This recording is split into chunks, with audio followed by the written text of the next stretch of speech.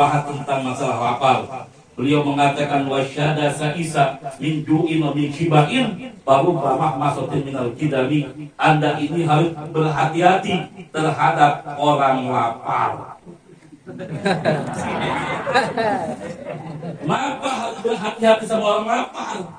Karena jelema lapar mah sensitif.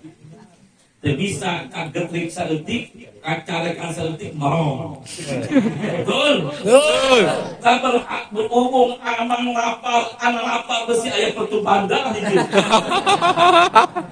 Pertumpahan. Jadi anak doa we hukumnya. Doa apa teruskan? Terus. Terus.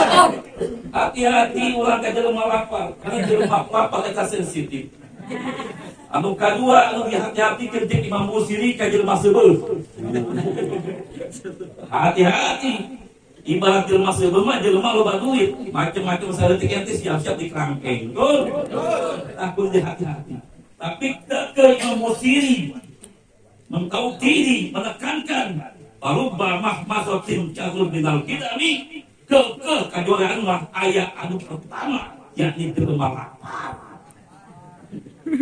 Jadi engkau lila de. Hadirin kaum mukminin yang dimuliakan oleh Allah Subhanahu wa taala. Alhamdulillah wa syukur alhamdulillah kita bisa berkumpul di tempat ini. Yang tadi yang memberikan tausiah Habaib kuliah baginda Nabi kita Muhammad yaitu Habib Alwi, maka kita akan mendapatkan jaminan dari baginda Nabi Muhammad. Karena ada jaminan bagi hatinya dalam keadaan husnul khotimah. Amin. Ini jaminan dari Nabi yang hakikatnya jaminan dari Allah. Karena sudah jelas dalam Al-Quran dikatakan wa ma yantiqu 'anil hawa in huwa illa wahyun yuha. Tidaklah Nabi Muhammad berkata karena hawa nafsunya, akan tetapi semuanya wahyu dari Allah Subhanahu wa taala. Dijamin sama Allah Subhanahu wa taala. Belajar habaib durian baginda Nabi Muhammad meninggalnya dalam keadaan husnul khotimah. Amin. Jaminan kedua bagi orang-orang yang belajar kepada yang baginda Nabi Muhammad wa rasaqahu min haitsu la yahtasib, Allah Subhanahu wa taala akan berikan rezekinya tanpa disangka-sangka. Allah permudah rezekinya. Intinya orang-orang yang belajar kepada yang baginda Nabi Muhammad, Allah akan berikan kebahagiaan di dunia maupun di akhirat. Amin ya rabbal alamin. Makanya antum kalau antum di Hadramaut sana, itu orang-orang itu setelah pada Jumat mereka nggak pulang ke rumahnya, akan tetapi mereka datang dulu kepada cucu-cucunya baginda Nabi Muhammad untuk sekedar melihat wajahnya, untuk sekedar mendapatkan satu kata patah atau satu nasihat, sehingga mereka mendapatkan jaminan dari baginda Nabi kita Muhammad. Dan perlu kita ketahui, memandang wajahnya para habaib ini kemuliaan. Apapun hajat antum, apapun keinginan antum, baik urusan dunia maupun urusan akhirat, dengan mudah dikabulkan oleh Allah Subhanahu. Amin ya Allah ya Rabbal alamin. Mau apapun antum, asal antum melihat wajahnya ulama, asal antum melihat wajahnya orang soleh, asal antum melihat wajahnya cucu-cucu Nabi Muhammad, itu dipermudah sama Allah Subhanahu wa taala. Dipermudah semua urusan antum semua. Kata Habib Ali mengatakan bahkan maqadra'akum aw ra'a madra'akum, alangkah beruntung orang yang melihat wajah daripada orang soleh, wajah daripada riyah baginda Nabi Muhammad. Kalau kita tidak bisa melihat wajahnya orang soleh, riyah Nabi Muhammad, maka kita juga beruntung melihat orang yang pernah melihat orang soleh. Betul-betul.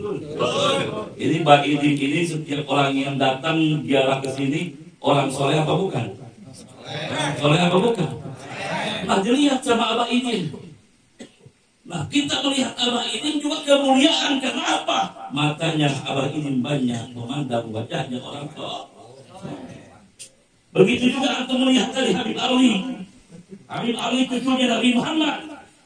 Habib Alwi melihat abahnya. Abahnya melihat abahnya sampai ke baginda Nabi kita Muhammad. Berarti antum ada ikatan dengan Nabi Muhammad. Sehingga kalau andai kata ada ikatan dengan Nabi Muhammad, akan timbul suatu keberkahan. Kalau datang keberkahan, urusan dunia, urusan akhirat dipermudah oleh Allah Subhanahu wa taala. Amin. Betul. Betul. Ini ada ikatan ini dengan Nabi. Antum melihat wajahnya ulama tersebut pernah mimpi dengan Nabi Muhammad. Antum ada ikatan dengan Nabi Muhammad SAW. Sehingga urusan antum dipermudah sama Allah Subhanahu wa taala karena timbul barokah. Di titik barokah itu kemuliaan, bermanfaat. Nabi Muhammad dengan tegas mengatakan, habbatun idza burikal maula takun abab. Satu biji apabila diberkahi oleh Allah Subhanahu wa taala akan menjadi biji-biji yang banyak. Salebu barokah bisa jadi saluyan. Dengan barokah. Nah, kalau ada ikatan dengan Nabi Muhammad SAW, maka akan timbul barokah. Dulu di kota Baghdad terjadi kekeringan, sehingga orang kebingungan sudah. Pohon-pohon sudah mati, sehingga banyak daripada mereka kelaparan. Maka orang-orang Baghdad memutuskan untuk sholat istisqa, sholat minta hujan. Hari pertama mereka berkumpul minta sama Allah Subhanahu wa taala dengan melaksanakan sholat istisqa, akan tetapi hari pertama mereka gagal. Mereka tidak menyerah. Di hari kedua mereka kumpulkan orang yang lebih banyak lagi. Mereka minta sama Allah Subhanahu wa taala dengan meneteskan air mata, dengan istighosah, minta ampun sama Allah Subhanahu wa taala. Akan tetapi hari kedua hujan tidak kunjung turun. Akhirnya mereka mengumpulkan orang yang lebih banyak lagi. Hampir sekota Baghdad dikumpulkan ke lapangan. Mereka sholat istisqa, berzikir kepada Allah Subhanahu wa taala, minta doa sama Allah Subhanahu wa taala. Ternyata hari ketiga pun mereka gagal, hujan tidak kunjung turun. Di sela-sela mereka kebingungan, datang seorang yang bukan pakaiannya pakaian orang alim. Biasa-biasa saja, pakaiannya biasa, tapi orang itu mengatakan, wahai orang-orang Baghdad, kalau kalian izinkan aku untuk berdoa kepada Allah Subhanahu wa taala, bisa dipastikan hujan pasti akan turun.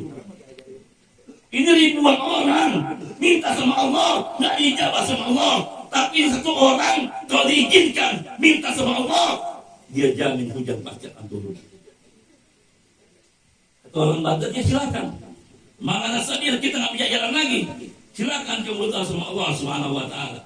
Akhirnya orang tersebut naik ke atas bukit, dia minta sama Allah Subhanahu wa taala. Terkudu sholat, terkudu namal, pun mengangkat tangan. Itu mendetik menit langsung turun hujan. Sehingga membuat kagum orang Baghdad. Ini orang punya amal apa? Hebat, luar biasa. Kami berdoa sama Allah SWT ribuan, nggak dijawab oleh Allah SWT. Tapi kenapa satu orang ini berdoa sama Allah SWT dikabulkan oleh Allah SWT? Apa rahasianya? Ada apa ini? Akhirnya panggil, pulang sini. Ada apa? Apa amalan yang kamu kerjakan sehingga doa kamu mustajab, sehingga doa kamu dijawab oleh Allah Subhanahu wa taala? Maka orang tersebut mengatakan, mana amal? Saya nggak punya amal apa-apa, biasa seperti kalian. Tapi kenapa doa kamu mustajab? Kami ribuan orang 3 hari berzikir, istighosah, menangis, minta sama Allah, nggak dikabulkan. Tapi kamu hanya hitungan detik-detik langsung dikabulkan. Apa kata beliau? Itu karena keberkahan mata. Apa yang terjadi dengan mata Anda? Mataku pernah memandang wajahnya orang soleh. Tadi aku minta sama Allah Subhanahu wa taala, ya Allah, dengan kemuliaan mataku pernah memandang wajahnya orang soleh. Maka ya Allah Subhanahu wa taala, turunkanlah hujan. Maka seketika itu diturunkan oleh Allah Subhanahu wa taala hujan. Maka dari itu hadirin hadirat yang dimuliakan oleh Allah, kita memandang wajahnya para habaib, kita memandang wajahnya para alim ulama, kita memandang wajahnya guru-guru kita. Jadikanlah itu tawasul, jadikanlah itu wasilah untuk supaya hajat-hajat kita dikabulkan oleh Allah Subhanahu wa taala. Baik urusan dunia maupun urusan akhirat dengan mudah dikabulkan sama Allah Subhanahu. Kita dengan memperbanyak sholawat Nabi kita Muhammad, hajat-hajat kita akan dikabulkan oleh Allah Subhanahu wa taala. Kalau orang itu mempunyai istri yang durhaka, maka Allah akan berubah hatinya menjadi istri yang soleha. Dia mempunyai anak yang durhaka, barokah salawat, maka anaknya akan menjadi anak yang soleh. Dia mempunyai kehidupan yang susah, barokah salawat, Allah Subhanahu wa Ta'ala permudah urusannya. Karena orang yang berbanyak salawat baginda Nabi kita Muhammad, Allah Subhanahu wa Ta'ala akan berikan manisnya hidup. Orang-orang yang banyak membaca salawat, Allah Subhanahu wa Ta'ala akan berikan kebahagiaan di dunia maupun di akhirat. Amin ya rabbal alamin. Jangankan pangkat kita sebagai manusia, sebagai umat baginda Nabi kita Muhammad, pernah Nabi Muhammad SAW berjalan bersama Sayyidina Ali. Nabi Muhammad SAW memerintahkan Sayyidina Ali untuk naik ke atas pohon. Ternyata di atas pohon tersebut ada sarang lebah. Maka ketika itu Sayyidina Ali mengambil daripada madu lebah tersebut, dibawa turun, dibagikan kepada baginda Nabi kita Muhammad. Maka ternyata itu adalah permintaan Ratu Lebah kepada baginda Nabi Muhammad. Ratu Lebah meminta Nabi Muhammad untuk berhenti sejenak menikmati madu yang ada di atas itu. Karena Nabi Muhammad SAW punya mukjizat bisa bicara dengan hewan, betul-betul. Nabi Sulaiman yang juga bisa, iya, tapi tetap Nabi Sulaiman di bawah baginda Nabi kita Muhammad. Karena Nabi Sulaiman kalau bicara dengan hewan, terkadang orang yang di sekitarnya tidak mendengar, yang paham cuma beliau. Tapi beda dengan baginda Nabi Muhammad, terkadang orang-orang yang di sekitarnya mendengar apa yang dikatakan oleh hewan tersebut. Sehingga ketika datang seorang badui ke hadapan Nabi Muhammad, dia katakan, wahai Muhammad, saya tidak akan beriman kepada engkau, saya tidak akan masuk ke dalam engkau, kecuali kalau andai kata biawak ini bersaksi sesungguhnya engkau utusan Allah. Maka ketika itu Nabi Muhammad mengatakan, ya ta'al, wahai biawak, kemarilah. Dikatakan, man anak, siapa aku? Anta Rasulullah, anta Habibullah, engkau adalah kekasih Allah, engkau adalah Rasulullah Sallallahu Alaihi Wasallam. Didengar oleh orang Badui sehingga beliau masuk Islam. Itulah mukjizat baginda Nabi kita Muhammad. Setiap Nabi dan Rasul semuanya diberikan mukjizat, maka tetap semuanya mukjizatnya bisa dikalahkan oleh baginda Nabi kita Muhammad. Karena Nabi Muhammad adalah makhluk yang paling mulia, makhluk yang paling agung, yang mana semuanya diciptakan karena adanya baginda Nabi kita Muhammad. Kalau andai kata kita bicara tentang perbandingan antara mukjizat para Nabi dan Rasul dengan baginda Nabi Muhammad, sampai subuh tidak akan kelar. Akan tetapi kita bahas di sini adalah bagaimana Lebah meminta Nabi Muhammad SAW untuk menikmati daripada madu-madu tersebut. Akhirnya lebah tersebut ditanya oleh Nabi Muhammad, wahai lebah, engkau ini meminum daripada saripati-saripati bunga, terkadang ada yang pahit, terkadang ada yang sepet, terkadang ada yang ambar. Tapi kenapa setelah masuk ke dalam perut kamu menjadi sesuatu yang berharga, menjadi sesuatu yang nikmat, bahkan bisa dijadikan obat segala macam penyakit? Kenapa kok bisa seperti itu? Padahal saripati sayur benar itu terkadang nggak ada rasanya, terkadang pahit sehingga orang nggak mau minum tuh. Tapi setelah keluar dari perut kamu menjadi sesuatu yang berharga. Apa kata lebah tersebut? Ya Rasulullah, perlu antum ketahui bahwasanya setiap aku meminum daripada saripati bunga tersebut, aku diperintahkan oleh Allah Subhanahu wa Ta'ala untuk bersalawat kepada engkau ya Rasulullah. Karena barokah salawat yang tadinya sempat, yang tadinya tidak ada artinya, menjadi sesuatu yang berharga, menjadi sesuatu yang mulia, menjadi sesuatu yang mahal, karena berkaitan langsung dengan baginda Nabi Muhammad Sallallahu Alaihi Wasallam.